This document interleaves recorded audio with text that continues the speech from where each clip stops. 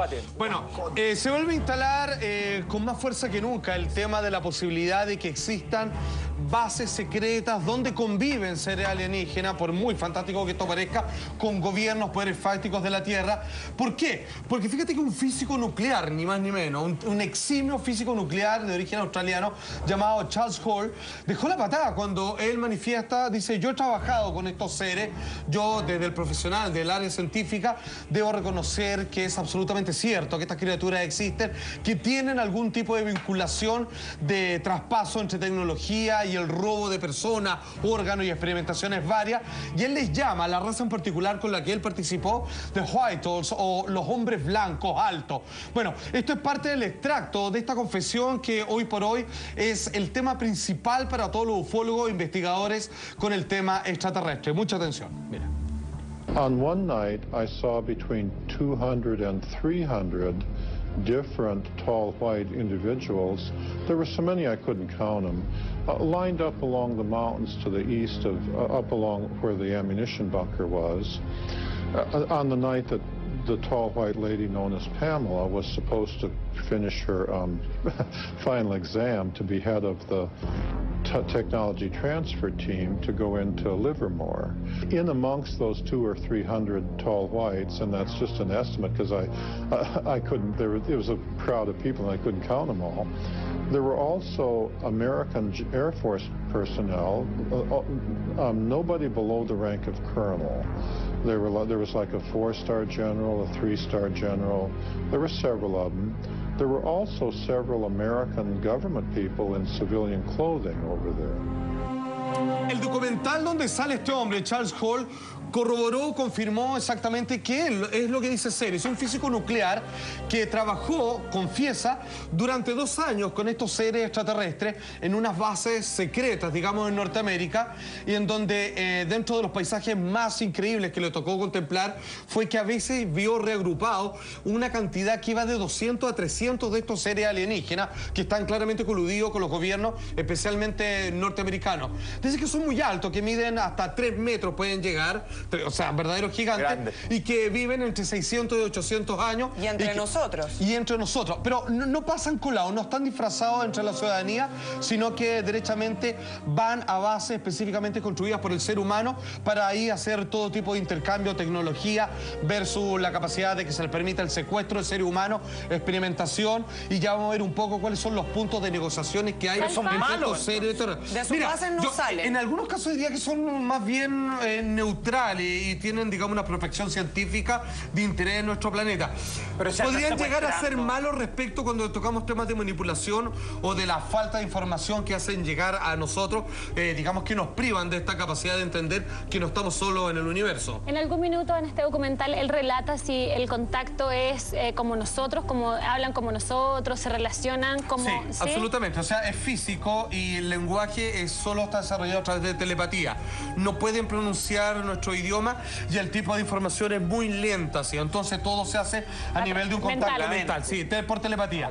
Bueno, ¿dónde trabajó este hombre? En una de las tantas instalaciones que ya se encuentran en lo que todos, te interesa o no el tema OVNI, conocen, que es el Área 51. ¿Dónde queda esto? Ahí está. Ubicación, muy bien, señor, 133 kilómetros al noreste de Las Vegas. Base utilizada, como bien dice ahí, para programas militares secretos no reconocidos por el gobierno. De hecho, siento que habían carteles de no pasar más allá.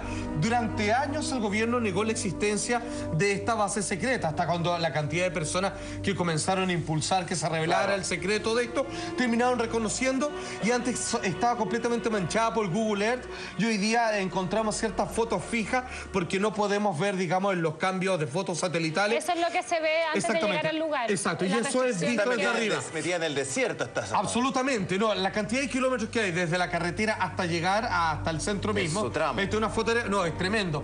Y tú es imposible que lleguen porque hay muchos visualizadores térmicos, llegan jeeps y helicópteros sin marca. ¿A dónde va usted? Que te echan, claro. La luz de absolutamente, y de vuelta. Y si bien algunas personas se han infiltrado, han visto pistas de aterrizajes largas y algunas un poco más cortas, y naves con formas circulares que están colocadas casi de forma equilibrada, como una especie de, digamos, de bases con puntas, así como si estuvieran magnéticamente equilibradas sobre estos soportes. Bueno, ¿qué es lo que pasa? que finalmente una de las personas, al igual como Charles Hall, que vimos recién, este físico nuclear que acaba de confesar que trabajó con esta criatura, el caso más emblemático es de otro físico también que se llama Bob Lazar, Robert Lazar, que él fue expulsado por un famoso video donde él le mostró a amigos de ellos, para pegarse a la quebrada, derechamente lo confiesa, que él sabía cuáles eran los días de programación de los vuelos experimentales de estas naves extraterrestres que el gobierno había capturado. O sea, le hizo un seguimiento. Le hizo un seguimiento. O sea, él trabajaba ahí. O sea, él era, de hecho, él era parte de... Exacto, muestra un cheque y un día para pegarse a la quebrada invita a un grupo de amigos, así como nosotros, y dice, oye, vamos a ir, porque yo sé que los martes a las 8:30 van a hacer unas pruebas. Y ese video donde se ven las luces, bueno, lo agarraron, lo despidieron, le quitaron todos sus títulos. Si tú haces un recorrido de su historial, él nunca estuvo en la universidad, no es físico, no es nada, no existe. Sin embargo, él tiene un cheque, obviamente, que era la forma de pago, que él efectivamente trabajó ahí. Ese fue el castigo por hocicón. Absolutamente. Y él tuvo que empezar a hablar precisamente porque sintió que su vida estaba en peligro. O sea, claramente uno lo iban a borrar del sistema y después lo iban a borrar del mapa como vida para siempre. Escuchamos algunas palabras de Robert Lazar, el emblemático científico que también trabajó en ingeniería reversa con naves extraterrestres capturadas por el gobierno norteamericano.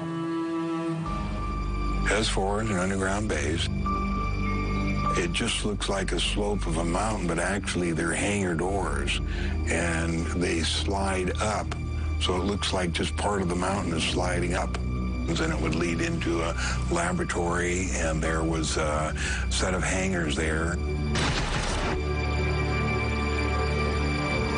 9 hangars all together, and there was a flying saucer in each different one of them, and they were all different.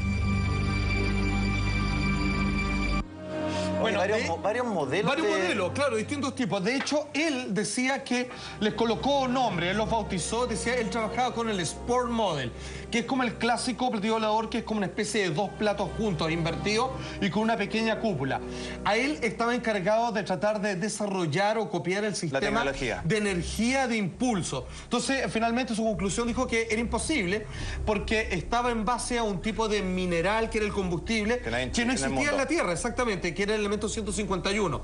La tabla periódica de elementos va en el 149, si no me equivoco. Entonces, son elementos no descubiertos y que en un trozo así tenía mucha energía condensada, que tenía la capacidad, decía él, de curvar el espacio y de viajar ya no a velocidades, sino de desaparecer para aparecer en otro punto del espacio. Pero así como uno empezó a ver, como decía Gonzalo, distintos modelos, hay muchos modelos que hoy día nosotros hemos visto. O sea, quiere decir que hay una negociación en decir, vamos, ustedes seres humanos vayan tirando estos modelos de a poco a medida que va avanzando el tiempo hasta poder llegar en algún momento a este platillo volador. Mire, esa sería la lógica, pero fíjese que hay algo que es muy distinto a cómo entraron en contacto, según Bob Lazar, en el informe que le entregaron, de cómo se inició, obviamente, esta negociación.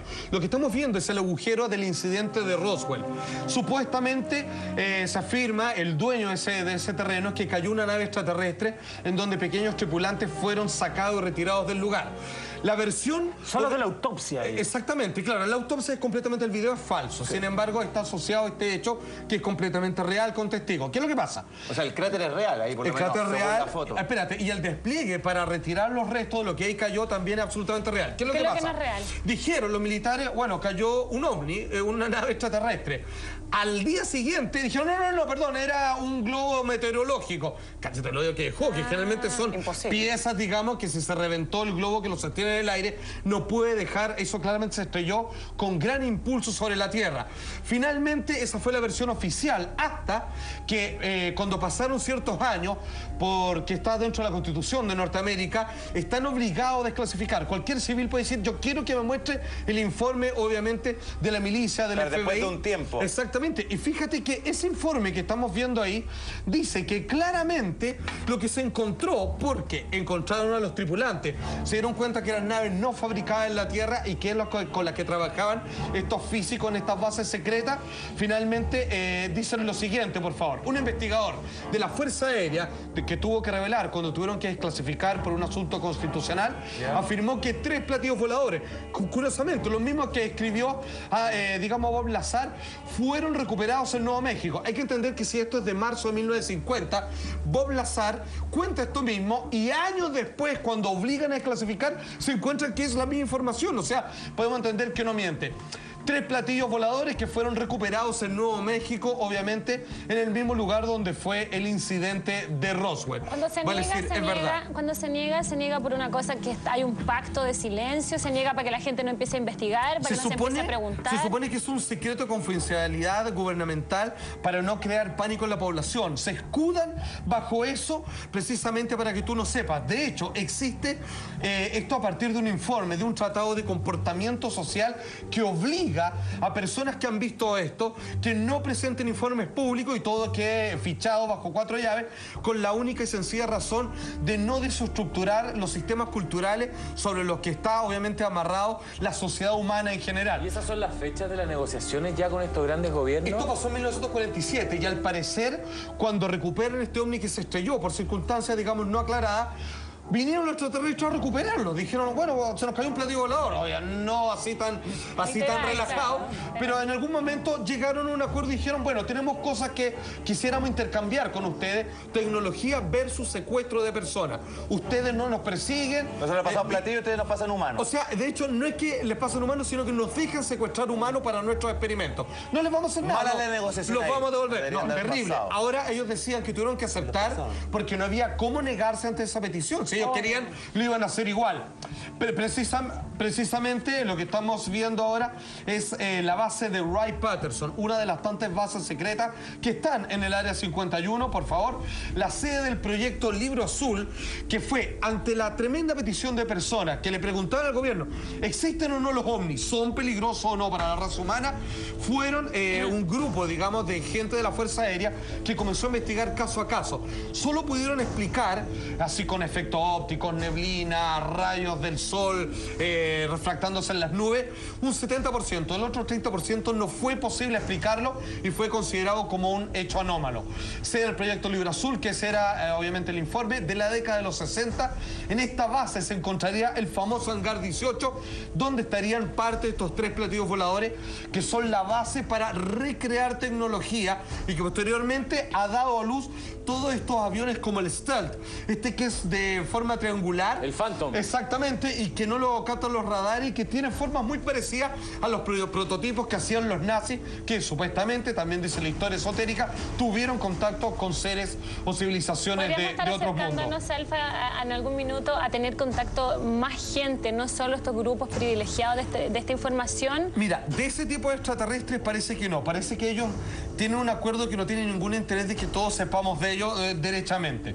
Ahora, hablemos de este hombre que nos mostraron en alguna ocasión que él participó, digamos, como parte, digamos, de la milicia, de la guardia, porque cuando los extraterrestres bajaban, así lo cuentan ellos, y cuando decían, ya, hoy día les vamos a enseñar a ustedes humanos la antigravedad, ¿ok?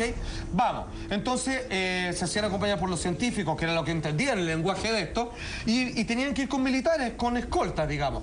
El problema que cuenta Bob Lazar, que en algún momento dijeron los extraterrestres, ya, en este experimento no pueden venir militares con armas porque pueden dispararse y todo. Se agarraron en mocha, o sea, se enfrascaron en una disputa que terminó con el asesinato de uno de los extraterrestres. Murieron 4 militares y ahí es cuando dijeron, ¿sabes qué? Hasta acá no me hago la negociación. Y hoy en día, supuestamente, solo quedan lo que quedó de aquel entonces y solo, digamos, esporádicamente son visitados por esta raza. O sea, por estos días no hay ningún gobierno, alguna autoridad terrestre que tenga algún vínculo con ellos. Supuestamente sí. Han sido reemplazados por otras razas, pero no funciona ni la embajadura. Son simplemente planes egoístas de esa raza con los gobiernos de nuestro planeta. Así lo cuenta este hombre que vivió el incidente. All these tunnels and vaults are completely independent of anything else in Wright-Patterson Air Force Base. 60 feet down, below ground. And then there's a limestone rock bed, which is anywhere from 10 to 15 feet thick. So you may be as far down as 70 feet. You're looking at probably the size of a couple football fields at least in length. There's roughly 4 big vaults. They're about 100 by 100 feet in size. They got carpeting on the floor of the tunnels, and you could drive a pickup truck through them. Collins says the most remarkable secret isn't the underground complex itself. All the cryogenic equipment used used to support and maintain and preserve those bodies, and medical examination tables and biological testing equipment. No solo naves, sino también algunos restos de cadáveres y prototipos, digamos, de cuerpos alienígenas estarían ahí para el estudio, siendo que él mismo reconoce que también habían extraterrestres vivos que constantemente iban a visitar el lugar con visitas, digamos, claramente que estaban de alguna manera ya pensadas con antelación para que ellos les explicaran cualquier duda que los científicos del lugar en estas verdaderas ciudadelas subterráneas que ellos afirman existen, de las ya misteriosas bases que hay obviamente en Nevada y digamos en el conocido Área 51. ¿Y es posible que el secuestro que hacen estos extraterrestres, entendiendo un poco nuestra psicología, esta información se la pasen a gobiernos que hoy en día, en definitiva, nos mantienen de esta manera en cómo vivimos? Que ellos sepan qué hay dentro de nosotros como para saber cómo someternos. Mira, curiosamente lo que se ha entendido es que no, porque la información que les sirve a los extraterrestres de nosotros no debiéramos jamás saberla, porque es la que nos liberaría como seres humanos, alcanzando niveles de comprensión casi divina. Vale decir, lo que los extraterrestres solicitan, esta raza al menos de nosotros, es la capacidad de autorrealización y de llegar a niveles de comprensión, por decirla, angelicales, y que ellos quedaron estancados en un estado evolutivo. Es por eso los extraterrestres necesitan de nosotros. Como más de sentimiento. Ponte tú, ellos no tienen un trabajo de emociones, fue completamente erradicado. No todos, pero a esta raza en particular. Mucha atención con este hombre, se llama John Musgrove, donde él señala que obviamente parte de las cosas que se han sacado de estas bases subterráneas fue una muestra de dentadura de un extraterrestre. Se lo llevaron a un experto, digamos, un clínico dental, en donde él dice, ok, lo que tengo en mi mano es real, ok, eso es una dentadura. Ahora veamos a qué corresponde. Y estas son sus conclusiones, por favor, muy increíble. I don't think the federal government is ever going to come out and say, yes, there are aliens and they are visiting us.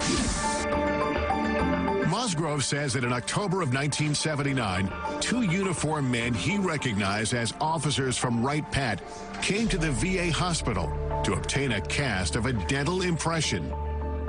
There was no blood and saliva. It was just dry as a bone. And I noticed right then and there I had something unusual. I thought to myself, my God, what have I got here? When Musgrove finished the assignment, his boss made it clear not to speak of what he saw ever again. He raised his hand up like this with the impression, looked at me and crushed it and threw it into the trash. And that's when he says, forget you ever seen this, forget you ever worked on it, don't talk about it. The impression was broken, but Musgrove dug the pieces out of the trash and put it back together so he could duplicate the cast. Convinced the mandible came from a skeleton stored at Wright Pat, Musgrove gave a copy of the cast to Carl Day to investigate. But the case went cold when nobody Day showed it to could identify its origin.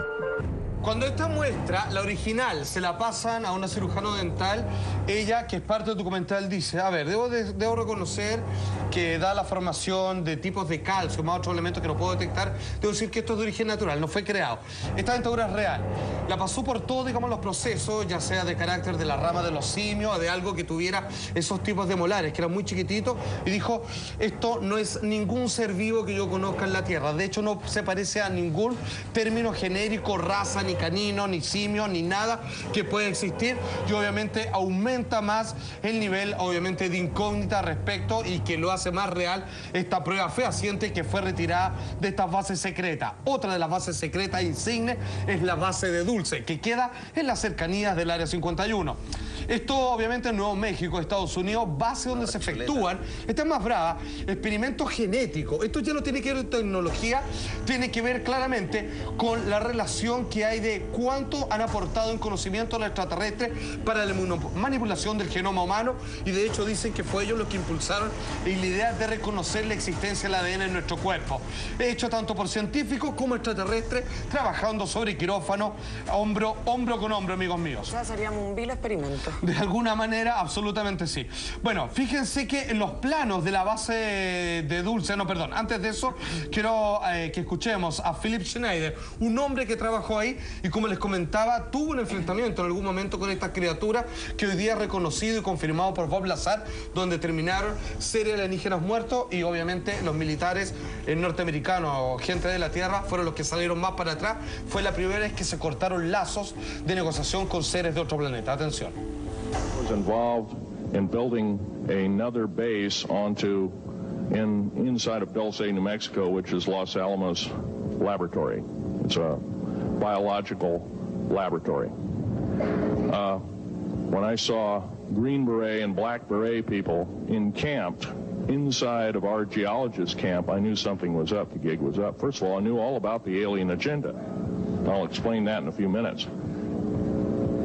The large alien grays had been encamped there for, as best as believed possible, about 400 or 500 years.